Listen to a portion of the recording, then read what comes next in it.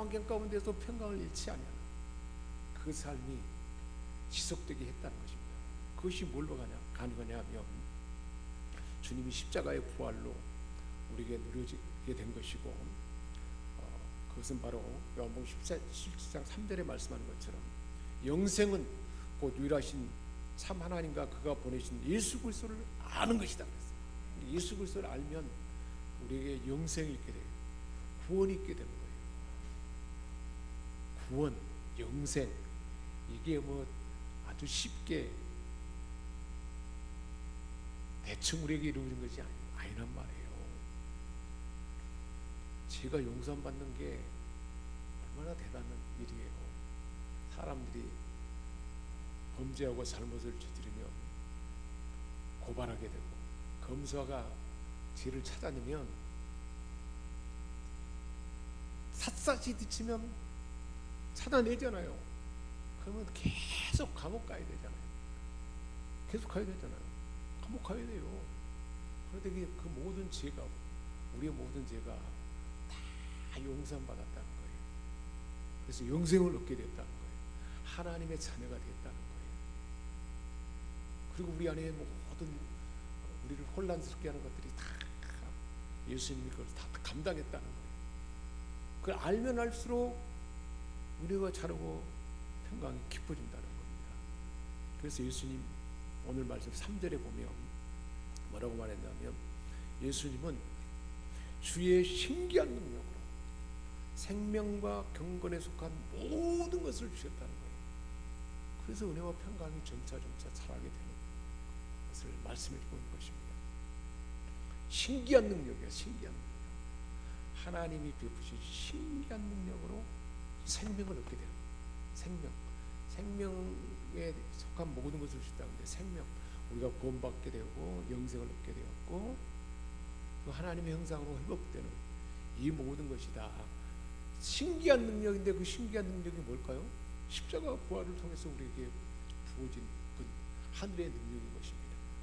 사람은 어느 누구도 할 수 없는 일을 신기한 능력으로 하나님께서 우리에게 모든 생명에 속한 모든 것이 우리에게 주어졌고, 경건에 속한 세상을 살아갈 때 경건하게 살아가라는 거예요.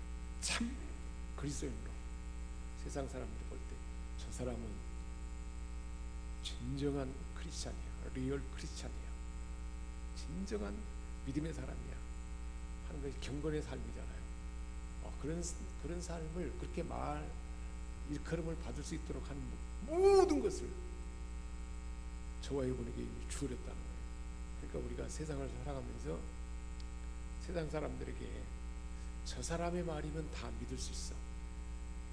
그리고 저 사람이 하는 걸 보면 하나님이 함께하지 않고는 저렇게 할 수가 없어. 재능과 영향도 탁월하고, 지혜도 지혜롭고, 그리고 또 덕스럽고, 또 삶이 저 정도 되면 힘들 텐데 절제하는 마음이 절제가 되는 거예요. 인내하고, 그래서 결국 경건한 삶이 일상 땅에 나타난다는 거예요. 그렇게 될 수 있도록 하나님 하셨다는 것입니다. 근데 지금 그 수준에 못 이뤘다면 어떻게 될까요? 그렇게 자라가라는 거예요. 그게 가능하다는 것을 사도 베드로는 자신이 경험했고, 시몬이었는데 내가 베드로가 됐다. 예수님과 3년 동안 배웠어도 부족했는데 부활하신 예수님을 만나고 신기한 능력이 임하니까, 성령이 임하고 성령의 강건한 힘이 부어지니까 그게 가능해졌다. 그러니까 지금 현 수준에 머물지 말고 그렇게 자라가야 된다. 그렇게 목표를 하고 갖고 그렇게 살아가야 된다. 그렇게 말씀해 주는 것입니다. 예수님은 실제로 신기한 능력으로 죄와 사단에서 이기게 하셨고, 상한 마음을 치유하고 온전하게 하신 분인 것입니다. 생명을 얻어 구원받고 이런 구원이 우리에게 임했다는 걸 예수님을 알아가면 알수록 알게 되고, 그러니 삶에 평강이 가능하다는 것을 분명하게 말씀하고 있습니다. 이 모든 은혜는 예수 그리스도를 통해서 예수를 알므로서 가능했다는 거예요. 예수님을 얼마나 많이 아는 것 같습니까? 우리 옆 사람에게 한번 물어봅시다. 당신은 예수님을 얼마나 많이 아십니까? 얼마나 아는 것 같습니까? 우리가 사람을 안다 할 때 우리가 유명 인사를 TV에서 보고 또 어떤 매스컴으로 보고 그러면 그것으로 보고 저 사람은 이런 사람이겠구나. 또 매스컴에서 알려주니까 이 정도 되는 사람이겠구나. 전해드려서 아는 것하고 같이 사는 거예요. 직장에서 같이 일해보는 거예요. 가정에서 같이 살아보는 거예요. 그럼 어떻게 될까요? 더 깊이 알게 되겠죠. 예수님을 안다는 것은 전해드는 지식으로만 아는 게 아니고 내가 전해드는 지식을 통해서 들었지만 실제로 가까이서 경험해보고 실제 만나보고 또 함께 생활해보고 그렇게 알아가는 거예요. 지금까지 살아오면서 예수님을 그렇게 가까이 더 친밀히 그렇게 만나본 적이 얼마나 됩니까요? 그 암이라는 것은 그것을 의미합니다. 어느 순간에 어느 때 우리는 예수님을 가까이 만날 수 있을까요? 예배 가운데도 만날 수 있을 것이고 우리가 매일 생명의 삶 큐티를 하고 있잖아요. 일정 단락을 늘 묵상하면서 예수님을 하나님을 말씀 가운데 만나잖아요. 주일날 주신 말씀을 품고 한 주를 살아가면서도 그 말씀이 어떻게 내 삶에 적용되는가를 경험하면서 그렇게 알아갈 수 있잖아요. 그렇게 아는 삶이 알아가는 삶이 있는 사람과 그렇지 않은 사람이 있을 텐데 지금까지 전에 듣는 것 정도만 알고 더 깊이 알아가지 않았다면 어떻게 하시겠습니까? 좀 알아가야 되지 않겠습니까? 주일에 들은 말씀까지도 그 말씀을 붙들고 살아가는 열심히 품고 그렇게 적용해보고 평상시에 하나님 말씀을 읽으면서 매일 주는 양식 매일 밥을 먹으면서 하나님의 말씀의 양식을 먹지 않는다면 영원히 하나님을 아는 것이 제대로 알아가겠습니까? 알 수가 없지 않겠습니까? 그런 결단을 할 것을 말씀해주고 있습니다.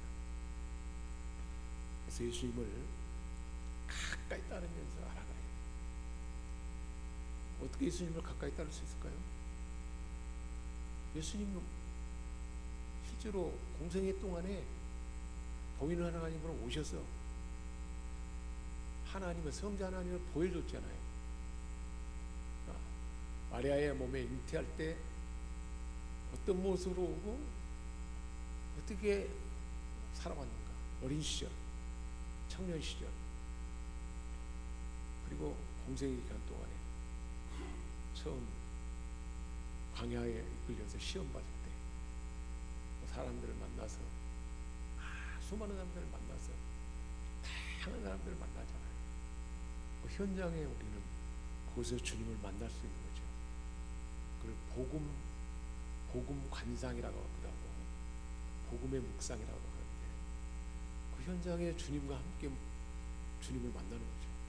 베드로가 있는 그 현장에 사도 요한이 있는 그 현장, 삭개오가 있는 그 현장, 혈루증 여인이 있는 그 현장에, 나환자가 있는 그 현장에, 그리고 가까운 밤에 무리를 걸어오는 그 현장에, 풍랑이 일어나는 그 현장에 믿음으로 우리는 상상으로 주님과 함께 그 현장에서 만나는 거죠. 파도 소리도 들리고 큰 폭풍 소리도 들리고 사람들이 음성음성의 소리도 들리고 그 현장에서 우리는 상상을 통해서 주님을 만날 수 있는 것입니다. 그렇게 알아가는 것입니다. 그렇게 아는 만큼 주님 만나고 경험하는 만큼 주님의 그 신기한 능력이 우리가 하여금 생명에 속한 것뿐만 아니라 경건에 이르는 모든 것들이 부어지도록 우리 안에 작동한다는 것입니다. 그걸 말씀해주고 있어요. 그래서 4절에 그래서 어떻게 되기를 바라는 것입니까? 신기한 능력으로 생명과 건강에 속하는 것을 모든 걸 주셨어요. 그래서 결국 우리가 신성한 성품에 참여하는 자가 되게 하셨다고 했습니다.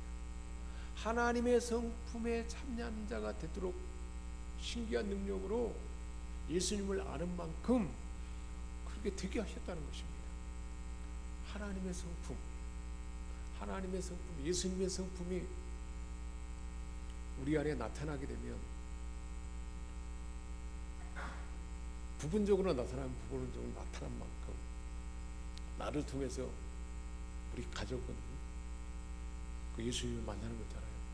하나님 만나는 거죠. 또 주변에 일터에서 만나는 사람들도 그렇게 경험하게 되는 것이고,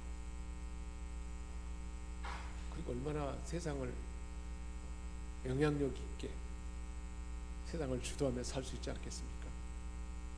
우리 옆 사람에게 다시 한번 또 축복합니다. 당신은 그런 삶의 주인공입니다. 사도 베드로는 사신도 15년인데 지금 베드로가 됐다. 그러니까 현재에 머물지 말고 하나님의 성품에 이르기까지 참여하도록 우리를 불렀으니 그렇게 살아가도록 이제 죽어가면서 유언처럼 전해준 수제자로서의 당부하는 말씀인 것입니다.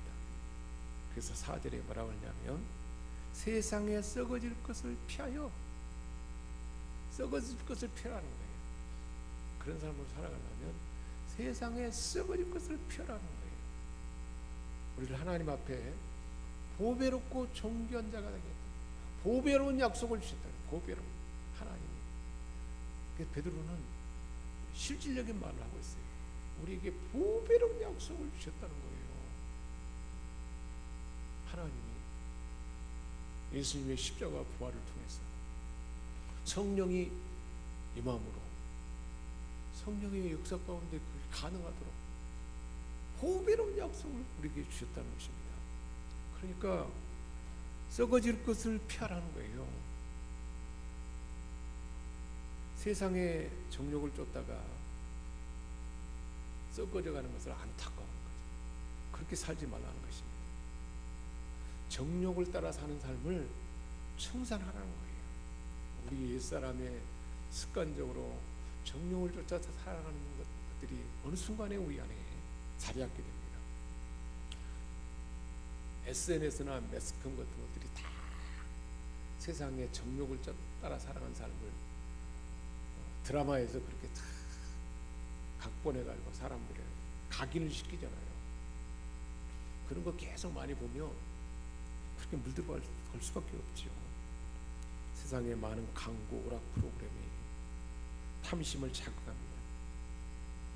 정욕으로 채우며 살아가면 행복한 거야. 그것을 마음속에 저장해요. 그래서 저 명품 차도 좀 좋은 차를 타봐. 막 이런 것들을 막 부추기는 거예요. 그래서 그 욕망을 따라 살도록 그게 더 행복한 것처럼 잘못된 가치관을 막 부추기는 거예요. 그래 참여하지 말라는 것입니다. 신성의 하나님의 성품에 참여한 자로서 세상의 모든 부패와 정욕을 피하라. 아예 피해서 삥 돌아가는 거예요. 가까이도 가지 않는 거예요. 그것을 말씀해주고 있어요. 실제로 성경의 요셉은 보디발의 아내가 집요하게 유혹을 했습니다. 얼마나 많이 집요하게 유혹했는지 몰라요. 그때 인간의 욕구를 따르기보다는 하나님의 백성으로서 거룩한 삶을 선택했다고 했습니다. 하나님의 백성으로서 착하고 구별된 삶을 선택했다고 했습니다. 다윗은 우리아의 아내 밧사바를 보고 정욕에 사로잡혀서 죄를 짓고 우리아의 남편은 전장에서 죽게 했습니다. 다윗과 같은 사람도 한가하니까 그렇게 죄를 짓고 말았습니다. 요셉과 다윗의 선택의 결과는 너무나 다르잖아요. 요셉의 선택은 그 후로 또 고난도 있었어요. 결국은 하나님 꿈대로 총리가 되어서 영광스러운 삶을 살았습니다. 다윗은 그 범죄로 인해서 얼마나 많이 회개했는지 몰라요.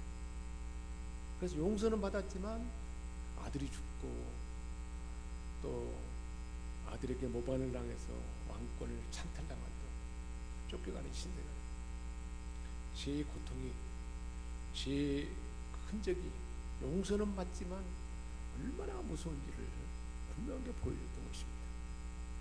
부패하고 오염된 정욕을 단호하게 거부해야 됨을 요셉과 다윗의 삶 가운데서도 그런 본보기로 볼 수가 있습니다. 어떻게 해야 될까요? 주의 신기한 능력으로 우리는 생명과 공간을 속에 모든 것들이 우리 주셨으니까 그 약속을 신뢰함으로 우리의 삶을 하나님의 성품에 참여한 대로 살아가는데 어떻게 될 것인가를 말씀해주고 있어요. 첫 번째 바탕은 믿음이라고 했어요. 믿음. 하나님의 아들 예수 그리스도를 믿음으로 신기한 약속을 믿는 자에게 주셨다는 사실을 믿음으로 시작하는 거예요. 믿음으로 시작하면 하나님의 약속이 있다는 것을 확신하고 믿기만 하지 세상에 선한 행실이 없으면 세상 사람들이 뭐라고 하겠습니까?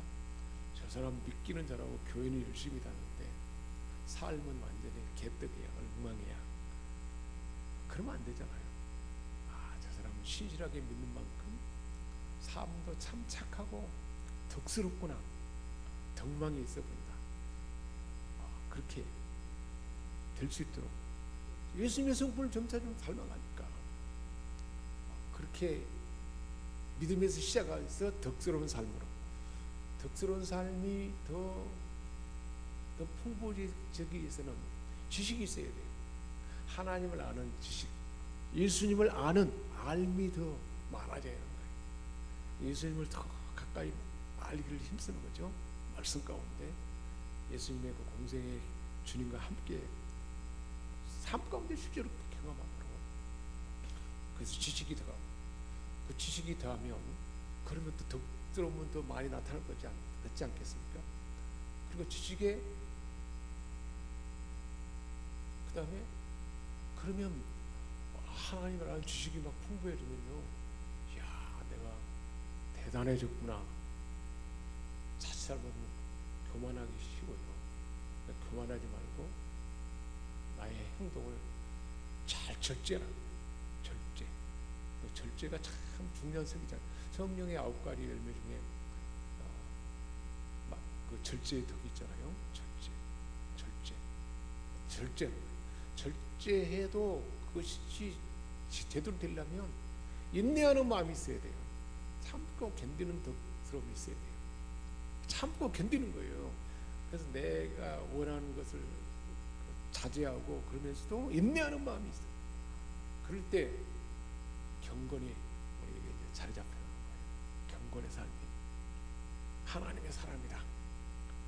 하나님을 두려워하고 참 진정한 그리스도인이다 하는 마음이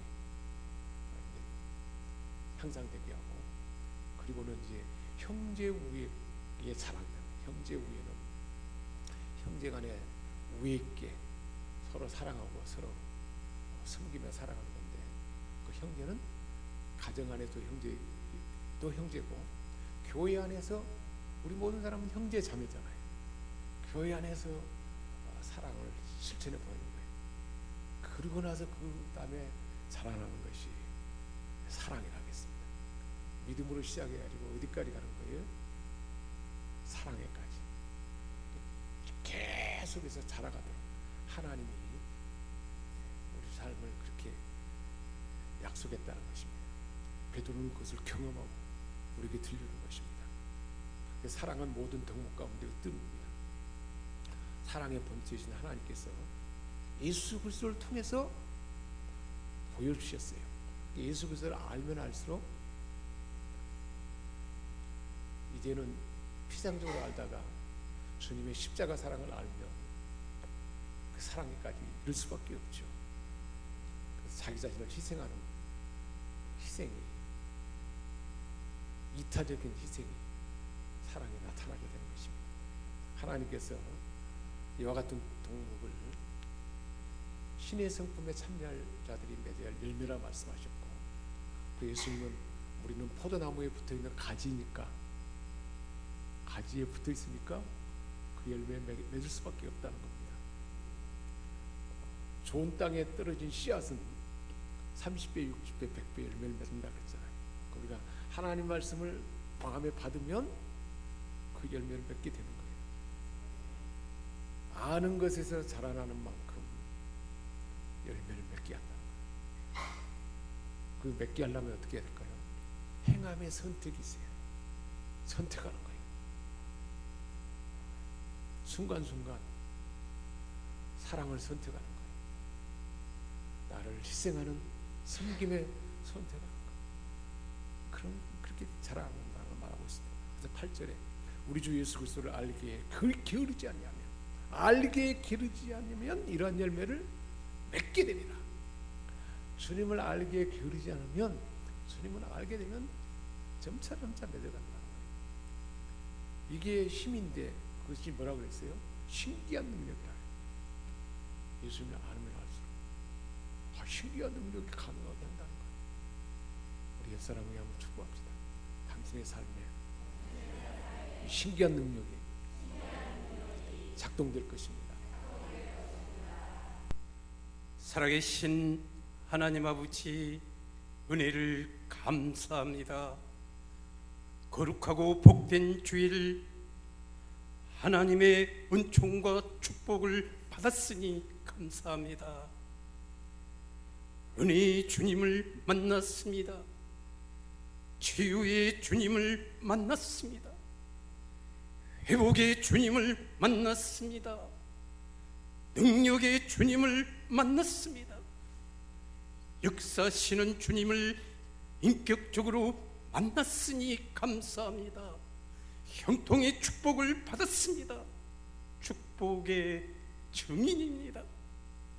이 형통의 축복이 끊이지 않게 하여 주시옵소서. 지금은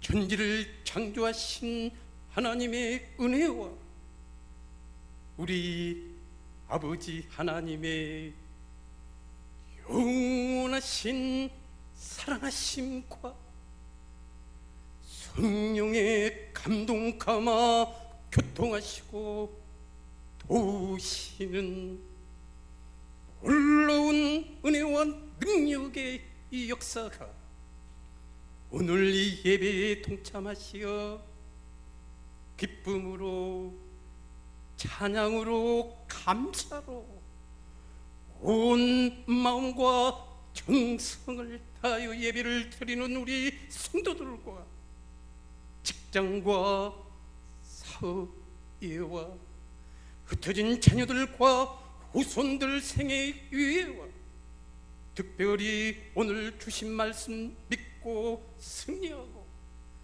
치유와 회복을 경험하고 기도하면 응답받고 형통의 주인공 되게 하시는 예수님 이름으로 간절히 축원하옵나이다. 아멘.